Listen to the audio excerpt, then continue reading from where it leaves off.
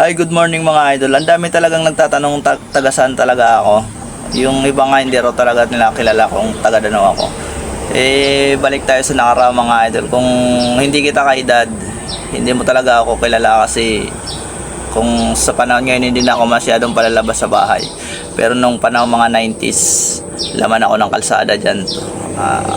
Mula Purok, Purok 6 hanggang Purok 1. Lamang ko yan. Papaano ko lang sa inyo.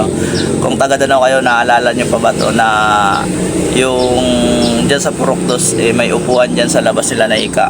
Sa labas, upuan na nakapako sa dalawang puno ng mangga. Mahabang upuan. Tambayan yan dati. Tapos may bakery dyan sila, Kuya Karting, sa Purok 2. Kung naalala nyo pa yan. Tapos pagdating naman sa Purok 6, nandun yung yung bodega niya, yung La Bustamante na Marauktoy. Sa mga hindi nakakakilala dyan, hindi nakakaalala dyan, hindi ka talaga taga Danau, kaya ako naalala ko yan. Tapos kung hindi nyo naalala yung mga taong to, o tong mga matatanda sila na hindi nyo kilala yan, hindi kayo taga Danau. Tapos yung mga matatanda dyan, sila Matasya, mag-asawa sila Apoy Baludig. Tapos mayroon pa siya si Apoy Dilpin dyan. Diba? Kung hindi nyo makakilala yan, hindi kayo taga Danau. Baka kayo yung hindi taga Danau. Taga Danau po ako. Sa mga nagtatanong pa rin kung sino talaga ako, halos hindi naman talaga ako lumalabas ng bahay. Anak ko ako ni mama ko.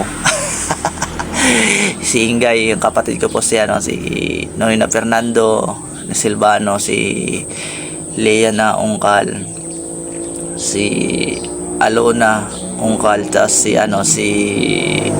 Anthony Ungkal, yung pare dyan sa atin, yung sa barangay, kapatid ko yan. Yan, siguro mga kilala na. Yung hindi nakakakilala talaga dyan, yung mga bata-bata pa ngayon, yung mga halos bagong bugoy ngayon. Pero yung mga kaedad ko, kilalang kilala ako dyan kasi pabalik-balik lang ako dyan sa kalsada nyan. Comment nyo nga dyan mga idol kung naalala nyo pa yung upuan dyan sa labas sila na ika, o kung ano pang naalala nyo ng mga 90s. Yung mayroon pa dyan, may bakery sila. 2000 na pala to sila, kaya Karding 2000 na sa bakery. Tapos yung basketball court dati, ito yung pinakaunang basketball court dyan na covered court sa Danau.